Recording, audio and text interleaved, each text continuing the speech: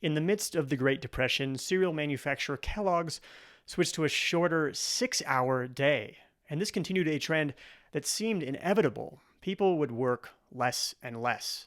But economic policies, management strategies, and cultural attitudes changed.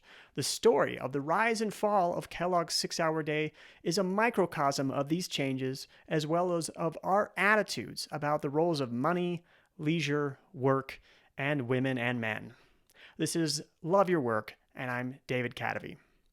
In the book Kellogg's 6-Hour Day, historian Benjamin Klein Honeycutt shares his findings in studying Kellogg's shorter workday. His main sources of information were 434 interviews conducted by the Women's Bureau of the Department of Labor, 124 interviews he himself conducted of workers, and 241 responses to a survey he had sent. What follows is a summary of the story and Honeycutt's findings. During the Great Depression, American businesses took on a policy of work sharing. The idea was that fewer would be unemployed if everyone shared jobs, more workers working fewer hours. So on December 1st, 1930, W.K. Kellogg changed most departments in Kellogg's Battle Creek, Michigan plant from 3 8-hour shifts to 4 6-hour shifts. This continued a decades-long trend of shorter working hours. Labor activist William Hyton had written in 1827 that the workday should be reduced from 12 hours to 10, 8, and so on, until the development and progress of science have reduced human labor to its lowest terms. John Stuart Mill had written in 1848 about his vision for a stationary state. After necessities were met, people would seek progress in mental, moral, and social realms. John Maynard Keynes would predict in the same year Kellogg switched to 6 hours, 1930, that we'd have a 15-hour work week by 2030. George Bernard Shaw and Julian Jexley had predicted a maximum 2-hour workday by the end of the 1900s. Other businesses followed Kellogg's lead. A survey by the Industrial Conference Board in 1931 estimated 50% of American businesses had shortened hours to save jobs. President Herbert Hoover was considering making a 6-hour day a national policy. In the 1932 presidential campaign, both major parties were advocating shorter hours. Not only did the 6-hour day help create jobs, it seemed for a while like it was a better business policy.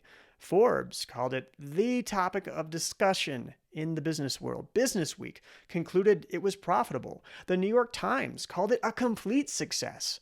Factory and Industrial Management magazine called the 6-hour day the biggest piece of industrial news since Ford announced his $5 a day policy. At Kellogg's, 15% more shredded wheat cases were being packed per hour. Profits had doubled in 1931 versus 3 years prior. After 5 years with the 6-hour day, overhead costs had been reduced 25%, labor costs 10%, with 41% fewer accidents. W.K. Kellogg said, "We can afford to pay as much for 6 hours as we formerly paid for 8. Now, that should be taken with a grain of salt. W.K. Kellogg took pride in crafting a public image as a welfare capitalist, as evinced by the full-page newspaper ads he took out, boasting how Kellogg's had done its part. In reality, nearly half of workers later surveyed recalled that their wages were reduced. In 1943, President Franklin D. Roosevelt signed an executive order to direct the maximum amount of manpower towards supporting the country's fight in World War II. Kellogg's responded in kind by temporarily returning to 8-hour shifts. This was actually an opportunity the company had been looking for. Kellogg's management and that at other companies were beginning to resent the 6-hour day, and workers were becoming divided over whether they wanted a shorter workday or more pay. In 1936, the National Council of Grain Producers had started a union chapter in Kellogg's Battle Creek headquarters. W.K. Kellogg had been proud to pay what he considered the best hourly wages in town. During the first meeting with union officers, he wept and kept saying, "If only they had come to me, I would have given them what they wanted." After this point, the relationship between Kellogg's workers and management became adversarial. WK had left in 1937 after the union came in, and at that point, the union leaders had been pushing to not only have a 6-hour day in which they could earn a bonus based upon productivity, but they also had wanted time and a half pay for working more than 6 hours in a day. Honeycutt wrote, "More than any other demand, this position would come to haunt Kellogg workers." Demanding overtime pay on a 6-hour day helped turn management against the shorter workday and create a rift between workers who wanted higher wages and workers who wanted shorter hours. In the larger relationship between management and labor, the American Federation of Labor introduced a bill in Congress prohibiting goods produced by workers working more than 30 hours a week from being traded across state lines. Honeycutt cites this as having shifted the business world's stance on shorter hours from support to opposition. In 1938, Kellogg's management deepened the divide between 6-hour and 8-hour workers by proposing they be allowed to schedule a 40-hour week during periods of heavy production.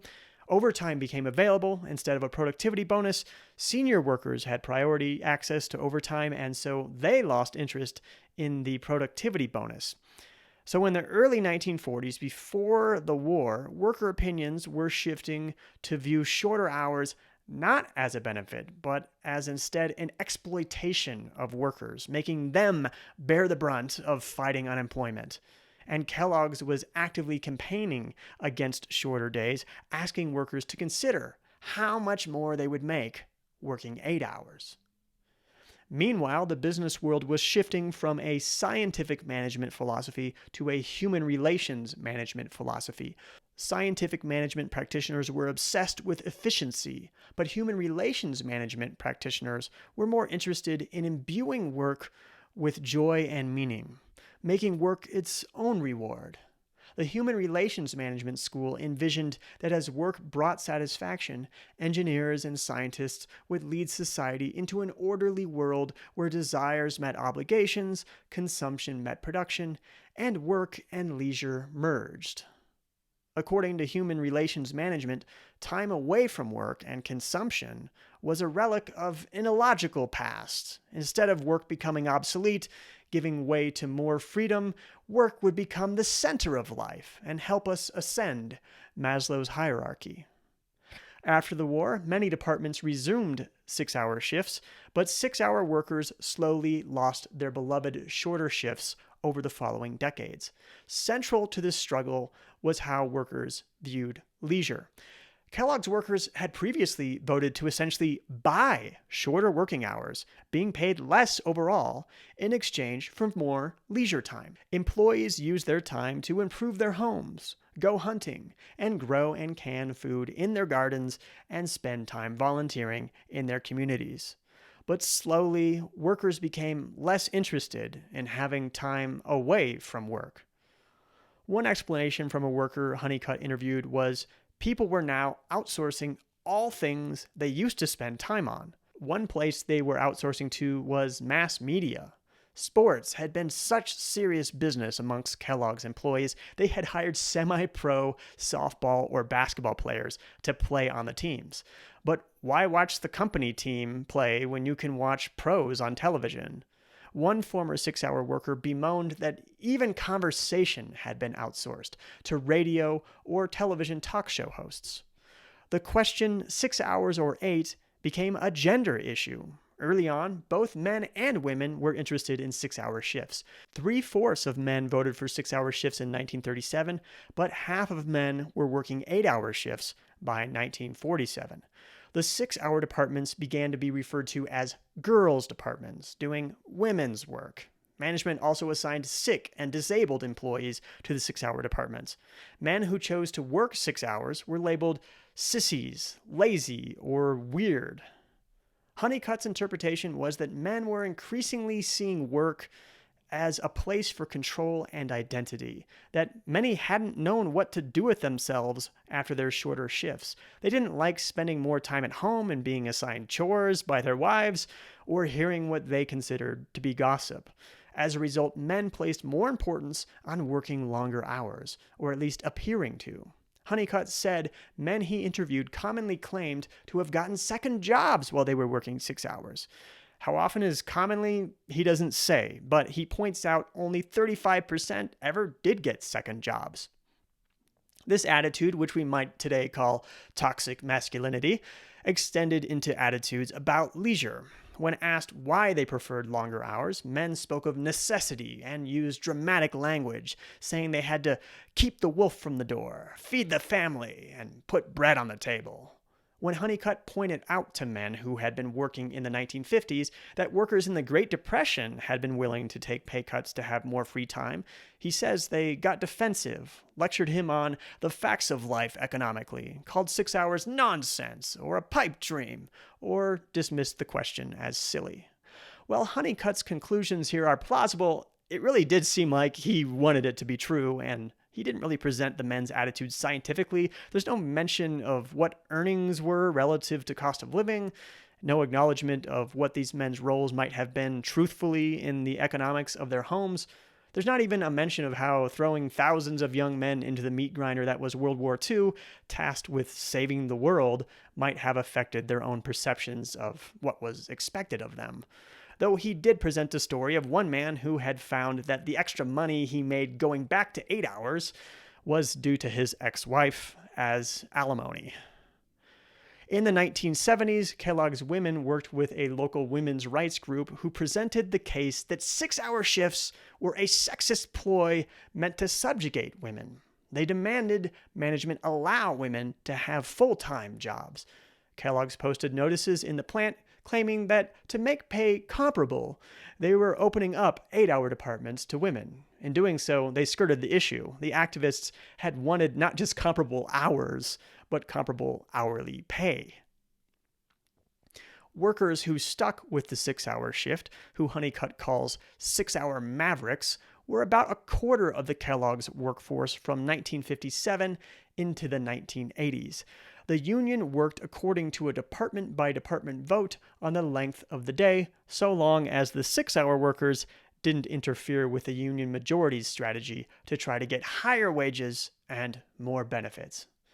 Overtime had previously been thought of as a penalty to the company for being understaffed, but it became a way for workers to earn more money while the company's staffing requirements remained flexible.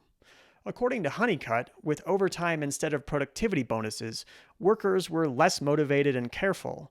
The company had to resort to being more controlling, motivating workers with fines, threats, and firings. The increased benefits the union had fought for over the years may have worked against the 6-hour shift. The final nail in the coffin was driven in 1984 when Kellogg's threatened to relocate if workers didn't vote to abandon the 6-hour shift. So the 6-hour workers gave in and voted to give it up. Some retired, some worked 8 hours, but the coffin in which this nail was driven was both figurative and literal. The 6-hour workers held a funeral, building a full-size cardboard coffin, painted black, placed on the workroom floor, a cutout skeleton placed inside. Thus reversed a trend that had held on for over 150 years. The idea of less work and more leisure gave way to a stable amount of work and more consumption. It's tempting to blame the death of the 6-hour shift on one of many juicy narratives. You could say people forgot how to spend their leisure time. You could say people were overly materialistic and wanted more money instead of time. You could say toxic masculinity and a patriarchal society tipped the scales so those who wanted to work shorter hours were no longer in the majority. You could say the unions got too demanding and sabotaged the long-fought battle for a shorter working day. All these are probably true to an extent. Ultimately, businesses need to maximize profit.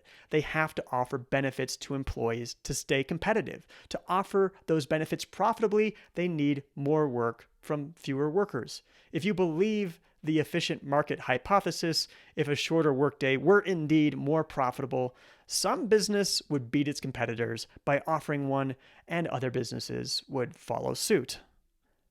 So far, that hasn't happened. If, as I believe, creativity becomes more important, productivity will be about mind management, not time management, and a more relaxed work schedule will be embraced. But probably not for boxing cornflakes. This episode is essentially a summary of the book Kellogg's 6-Hour Day by Benjamin Klein Honeycutt. The book is very dense and written in an academic style, So I can't recommend it unless you really want to dig deep into questions about work and leisure. It's a provocative story that makes you wonder if we could be living in a world where a 6-hour day is standard. But it sounds like it wasn't even close.